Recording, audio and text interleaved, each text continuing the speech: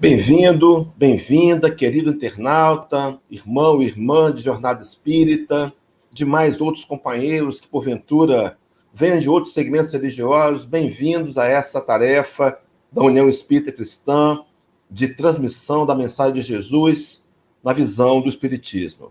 Nossa gratidão a todos que nos acompanham agora, através da transmissão da Rede Amigo Espírita.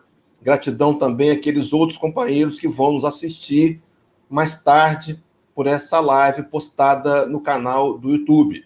Voto que a gente possa ter aqui momentos que nos auxiliem em nossa caminhada, trazendo-nos a paz, o equilíbrio, a harmonia e a serenidade.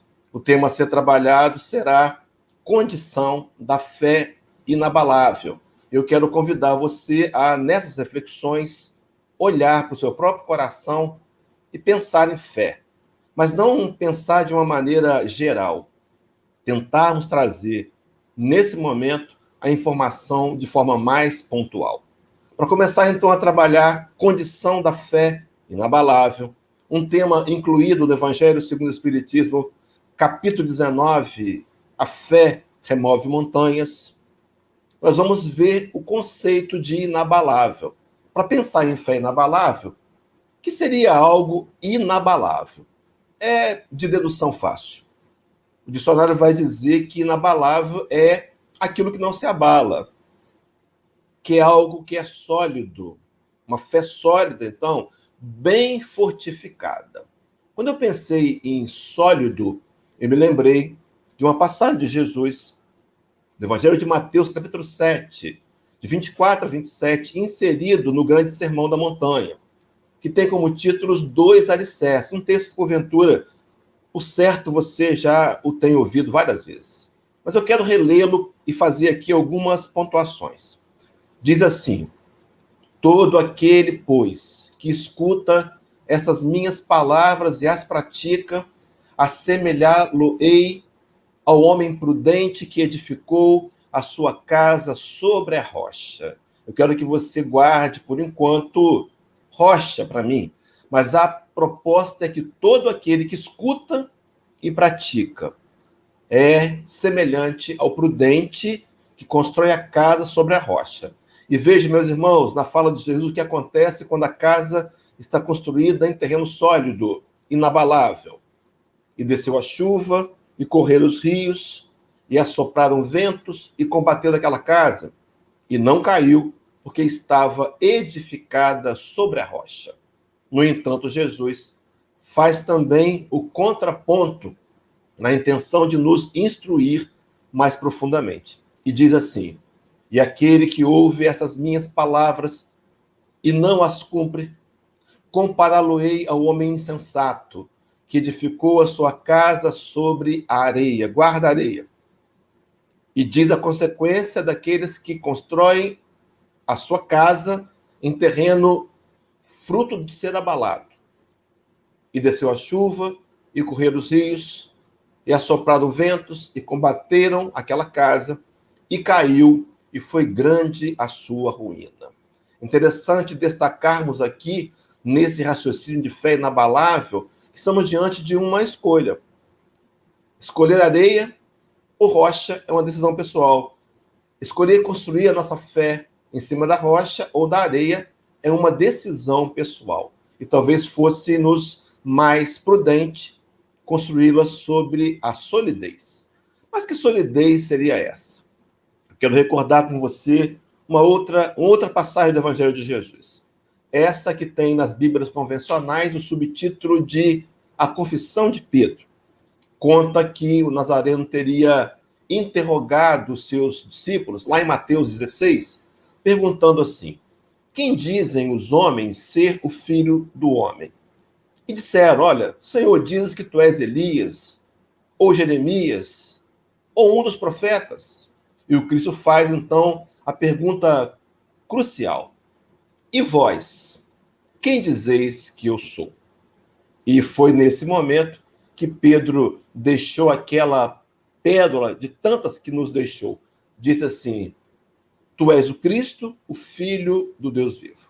Então, Jesus qualificado como sendo a fé inabalável, A fé sobre quem precisamos construir a nossa fé. E disse, então, diante daquela fala de Pedro, o Nazareno respondeu: Tu és Pedro, e sobre esta pedra, a declaração de Pedro, edificarei a minha igreja.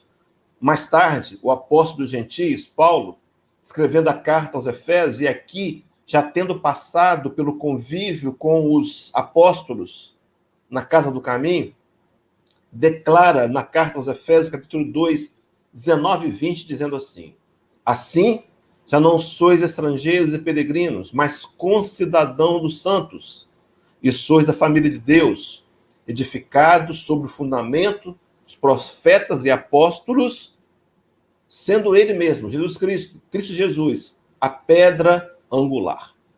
Declarava ser Jesus a pedra fundamental. Meu irmão, minha irmã, será que nós temos construído nossa fé em cima de recursos variáveis, abaláveis, ou temos buscado construí-la em Jesus? Uma fé racional, uma fé sólida. O próprio Paulo de Tarso, na carta que escreveu aos Hebreus, a única carta que ele escreve de próprio punho, capítulo 12, versículo 2, ele vai declarar que Jesus é o autor e o consumador da nossa fé. Mas que fé? Que Jesus? Quais são os nossos conceitos?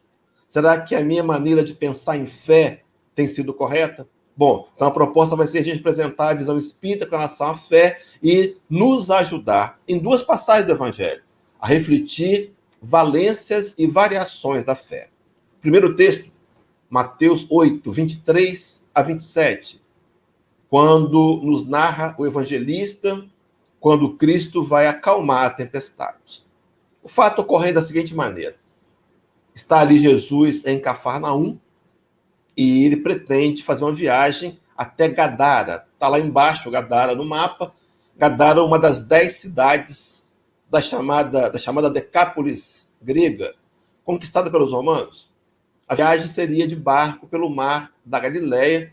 O mar da Galileia ele tem a extensão maior na vertical de 19 quilômetros e na horizontal de 13 quilômetros. Essa viagem seria em diagonal, duraria cerca de 1h30 a 2 horas em embarcações muito rústicas.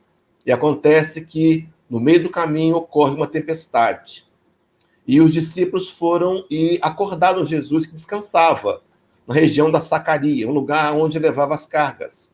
Talvez, naquele momento, carga de algodão. E diz, convidaram, o chamaram e disseram: por que, Senhor, estamos com medo, o barco vai afundar? E no versículo 26 diz Jesus: por que temeis, homens de pouca fé? Meu irmão, minha irmã, guarda esse pouca fé. Então a fé tem quantidade, a fé tem dimensão. Vamos avançar. E no decorrer da conversa, naquele momento, o Nazareno sai lá de onde está, vai até a proa da embarcação e, trabalhando uma energia que nós não sabemos ainda utilizá-la, a quinta essenciada, ele acalma os ventos e, em consequência disso, se faz uma grande bonança. Fato é que aquele episódio começa a ser ventilado no barco, e todos diziam: que homem é este? Que homem é este? Que até os ventos e o mar lhe obedecem. Terminado o episódio, Lucas vai trazer um registro que os outros evangelistas não trouxeram. Lucas vai contar que depois do episódio, em momento propício, sem envergonhar a ninguém, Nazareno teria questionado aqueles homens: onde está a vossa fé? Cobrando-nos a nossa participação nos episódios do dia a dia. Meu irmão, minha irmã, será que nós temos alimentado uma fé? Será que temos acreditado que as coisas que acontecem na vida são todas elas necessárias e passageiras e têm como finalidade maior trazer ensinamentos para o espírito mortal? Ou será que ainda temos, por falta dessa fé sólida, reclamado, lamuriado e até vivenciado em nós uma angústia? Seria a hora de começarmos a repensar onde está a nossa fé, qual o tamanho da nossa fé, a dimensão que ela tem. Vou, ao longo da palestra, trazer ferramentas possíveis, simples e possíveis, dilatarmos a fé. Mas, enfim, seguindo com o nosso raciocínio, vamos encontrar agora a segunda passagem. Mateus 14, de 22 a 33, vai contar aquela história do Cristo andando sobre o mar. Aquele episódio, após o retorno dele ter acalmado a tempestade, ele volta para Cafarnaum. Fica ali com os adoecidos por 3 dias, trabalhando, curando, tratando e pregando o evangelho. Quando o trabalho termina, ele manda que os discípulos vá até, tome o barco e se afastem para descansar. Meu irmão, minha irmã, a tarefa espírita não pode ser uma tarefa exaustiva. Ela tem que ser prazerosa, feita com equilíbrio. É claro que no limite das nossas possibilidades. Não dá para fazer excesso nem ter estresse com a tarefa espírita. Mas, enfim, voltando para o tema, os discípulos se afastaram. Teria acontecido a primeira multiplicação dos pães, e agora o Nazareno vai ao encontro deles andando sobre as águas. E quando ele se aproxima, o versículo 27 vai dizer que os discípulos ficaram com medo. E ele diz: "Tende bom ânimo, sou eu, não temais." E diante daquela fala, Pedro, no versículo 28 e 29, vai dizer assim: respondendo Pedro: Se és tu, Senhor, manda-me ir ter contigo por sobre as águas. E o Cristo disse: vem. E Pedro começou a andar sobre as águas. No convite de Jesus, ele caminha sobre as águas.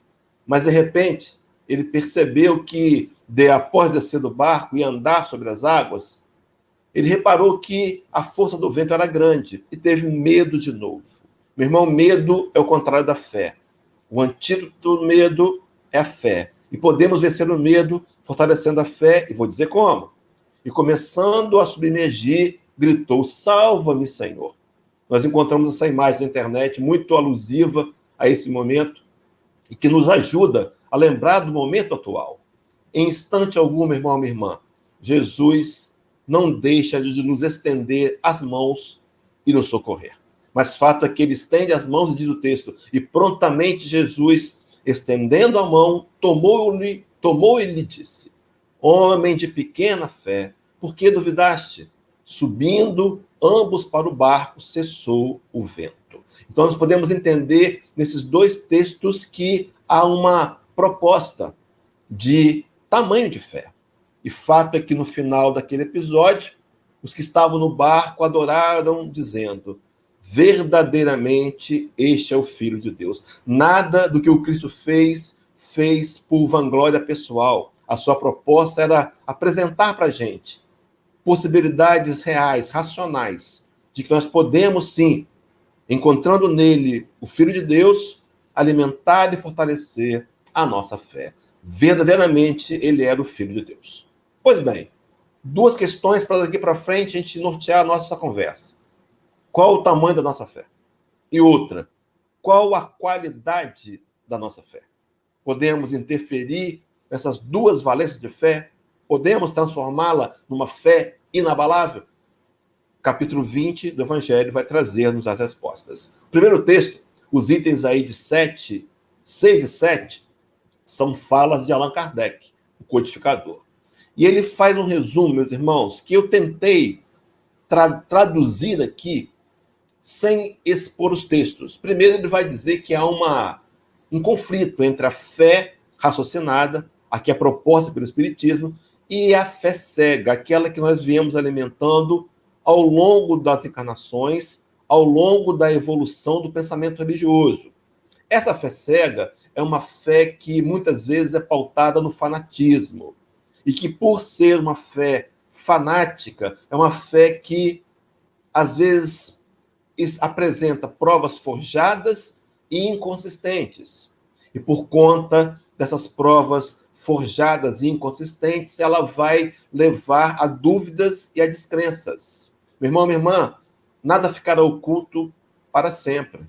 Qualquer tipo de informação um dia será conhecida, não será revelada. Então eu precisaria pautar a minha fé em algo mais real e mais racional. E são essas dúvidas e descrenças que levam as pessoas à incredulidade e ao ateísmo. Então, somos convidados, por vezes, a adentrar a um segmento religioso e nos prometem, como diria numa linguagem popular, mundos e fundos, e não nos correspondem à promessa. Infelizmente, a crença que se abala é em Deus. Mas Kardec propõe a fé raciocinada, essa fé que pode ser provada, uma fé que pode ser conferida, uma fé que, na verdade, pode ser adquirida. E como é que podemos adquirir a fé? Nesse artigo, no capítulo 19, Kardec coloca assim: ela, a fé, se referia a fé. Se você pegar o capítulo inteiro, vai entender melhor. Ela se adquire e ninguém há que esteja impedido de possuí-la, mesmo entre os mais refratários. A fé raciocinada, ela pode ser checada. Nós podemos, irmão, por mais que sejamos incrédulos, por mais que sejamos resistentes às questões espirituais, a fé espírita, através dos seus fenômenos, pode ser provada. No entanto, há uma fórmula de alimentar a fé e fazê-la crescer. Paulo de Tarso, escrevendo a carta aos Romanos, capítulo 10, versículo 17, ele vai declarar que a fé vem pelo ouvir e ouvir a palavra de Deus. A questão é, será que eu tenho me dado o direito, me permitido algumas vezes ouvir, me expor à informação, buscar a pesquisa para compreender a veracidade dos fatos, dos fenômenos espíritas? Pois bem, então vem a frase histórica de Kardec: fé inabalável só é que pode ser encarada, que pode encarar de frente a razão, em todas as épocas da humanidade. Além de ser uma fé que pode ser encarada racionalmente, nós podemos voltar na história e compreendê-la em todas as épocas da humanidade. Então, uma fé que respalda a ideia de um Deus bom, um Deus justo, um Deus amoroso.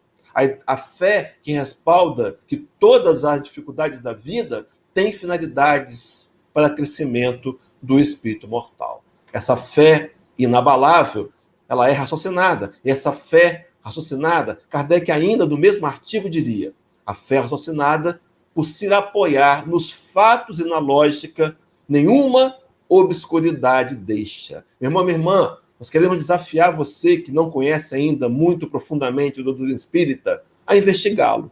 Não queremos convencer ninguém. A doutrina espírita não tem intenção de convencer ninguém a nada.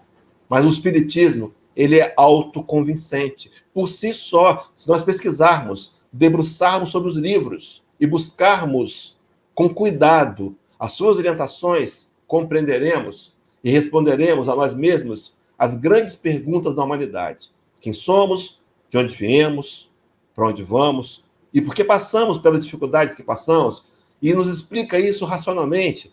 Talvez seja por conta disso que o espiritismo venha crescendo de forma tão intensa. E agora ainda mais quando a espiritualidade, de alguma maneira, nos obrigou a utilizar da ferramenta da internet para que a casa possa adentrar em mais lares. Mas voltando ao nosso texto, voltando ao nosso raciocínio dos slides, prossegue dizendo sobre essa fé. Kardec completa o artigo dizendo: a criatura então crê porque tem certeza.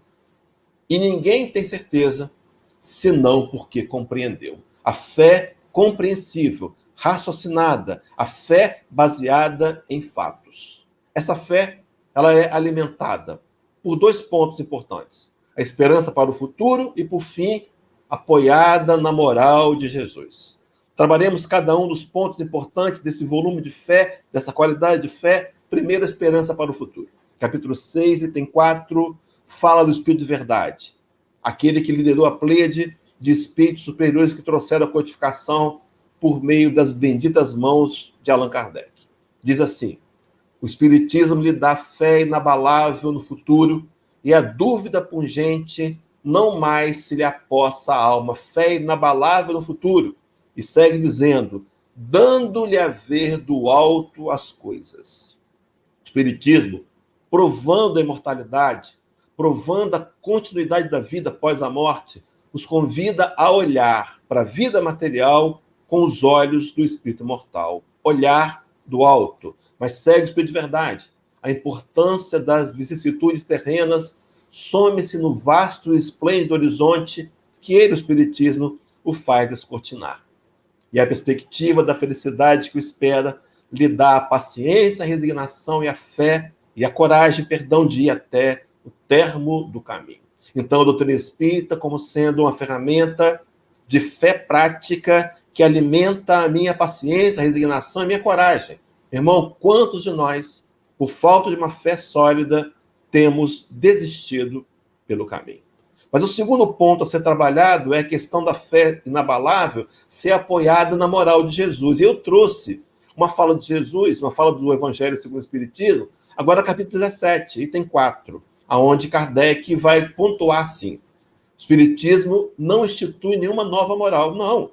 Apenas facilita aos homens a inteligência e a prática da moral do Cristo, facultando fé inabalável, esclarecida aos que duvidam e vacilam. Nós queremos que você, meu irmão, experimente essa mesma fé que nós temos trabalhado e vivenciado. Nós não temos o direito de mantê-la só para nós.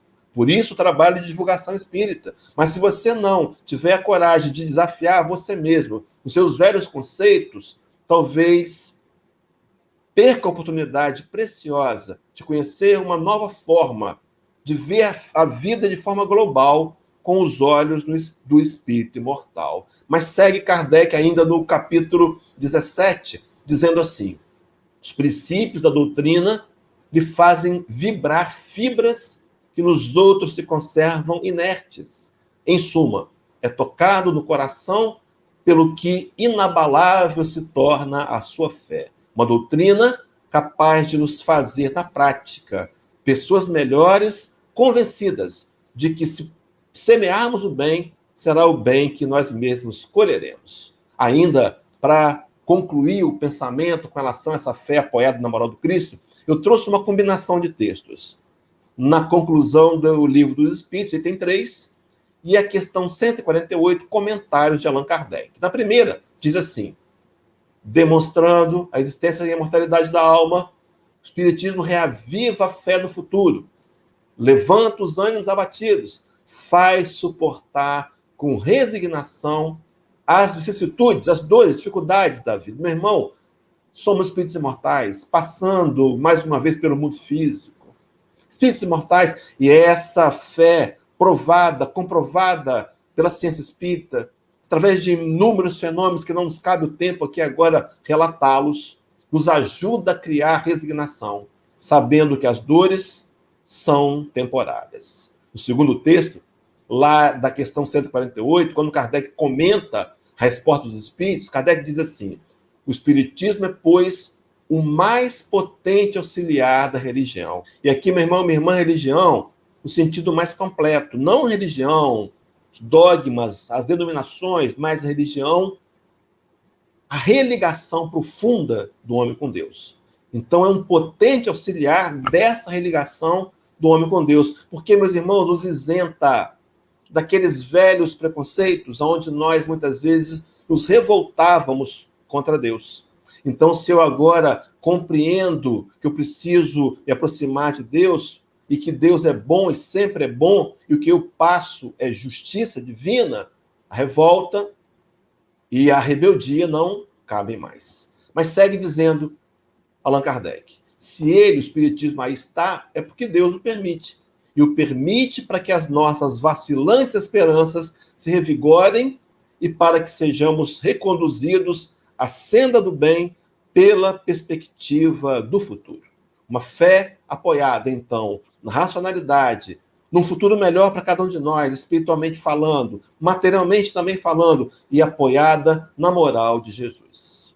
São Luís, numa mensagem que nos deixou, no Livro dos Espíritos, questão 1019, diz assim: todos vós, homens de fé e de boa vontade, trabalhai, portanto, com ânimo e zelo na grande obra da regeneração, que colhereis pelo cêntuplo o grão que houveres semeado. Ai dos que fecham os olhos à luz, preparam para si mesmos longos séculos de trevas e decepções. Ai dos que fazem dos bens deste mundo a fonte de todas as suas alegrias. Terão que sofrer privações muito mais numerosas do que os gozos de que desfrutam. E conclui dizendo: ai, sobretudo, os egoístas. Não acharão quem os ajude a carregar o fardo de suas misérias. A visão de São Luís é uma visão apoiada na grande lei de causa e efeito. Não é castigo, não são castigos e punições, mas nós colhemos aquilo que semeamos. Meu irmão, minha irmã, se nós somos levianos, com a oportunidade que Deus tem nos dado de, nessa encarnação, trabalharmos com mais profundidade os valores morais e nos transformarmos em seres melhores e não o fizermos, talvez sejamos cobrados profundamente. Numa live recente, eu comentava uma fala de Chico Xavier, trazida no livro do Carlos Bacelli, chamado Evangelho de Chico Xavier, no item 17, onde Chico diria que a pior dor, a maior dor que um espírito imortal pode vivenciar é de retornar à pátria espiritual, descobrir que perdeu tempo e desperdiçou oportunidades. Para concluir, então, vou colocar na tela aí o nosso último slide, as imagens falando sobre essa combinação entre a fala de Mateus 17, 20 e o Evangelho segundo o Espiritismo, capítulo 20, fala do Espírito Erasto. Diz o texto, naquela cura do filho lunático, lembra dela? Quando os discípulos não puderam curá-lo, e eles, os discípulos, perguntaram a Jesus por causa da pequenez da vossa fé. Não puderam curar aquele jovem porque tinha uma fé pequena. Pois é verdade vos digo que se tiverdes fé do tamanho de um grão de mostarda, direis a este monte, passa daqui para colar e ele passará. Nada vos será impossível. No passado, nós fizemos deturpações com esse texto. Imaginávamos poder dizer a uma montanha, um monte de pedras, saísse de um lugar para o outro. O Espiritismo veio trazer o racional, quando no capítulo 20 vai nos informar. A fé é a virtude que desloca montanha, diz Jesus. Todavia, mais pesados do que as maiores montanhas a serem removidas, jazem depositados no coração dos homens a impureza e todos os vícios que derivam da impureza. Parti, então, cheios de coragem para remover essa montanha de iniquidades que as futuras gerações só deverão conhecer como lenda. A minha fé, meu irmão, em Jesus, a minha fé no Espiritismo, a minha fé pessoal, ela tem que servir para um processo de crença na possibilidade de nos tornarmos cada dia melhores. Essa manhã recebi um post que alguém dizia: se Jesus estiver no barco, não importa o tamanho da onda. Contemos com ele. Apesar da dificuldade do momento, da pandemia, dos reflexos do isolamento social, das dificuldades financeiras que muitos temos experienciado, o Senhor está no barco. E ele pode acalmar tempestades, em especial aquela dentro de nós, a do nosso coração. E em momento oportuno, se nós não conseguirmos, talvez, êxitos, ele vai, a exemplo de Pedro, estender as mãos e nos socorrer. Num outro post recente que eu recebi também, dizia que há momentos que Deus acalma a tempestade. Em outros momentos, Deus acalma o marinheiro. E em outros ainda, ele ensina o marinheiro a nadar. Saímos daqui para entender que a fé ativa é aquela que me convida a fazer a parte que me compete. Acreditando apenas que todas as coisas que acontecem têm um direcionamento divino e que vão nos ajudar, com certeza, a nos tornarmos espíritos imortais, mais fortes e mais robustos através da conquista dessa fé inabalável. Que possa, então, Jesus, esse amigo de todas as horas, envolver-nos nesses momentos desafiadores pelos quais passamos e nos ajudar a sair daqui, convencidos de que podemos e precisamos atuar em nós mesmos através de um trabalho intenso, planejado, pela busca da evolução moral, que nos servirá, que nos trará como consequência o equilíbrio, a serenidade e a paz. Que possa, então, Jesus te abençoar, meu irmão, minha irmã, e queremos contar com você, com a sua presença, mais vezes em nossas próximas lives. Deus te abençoe. Até um próximo encontro. Luz e paz em seu coração.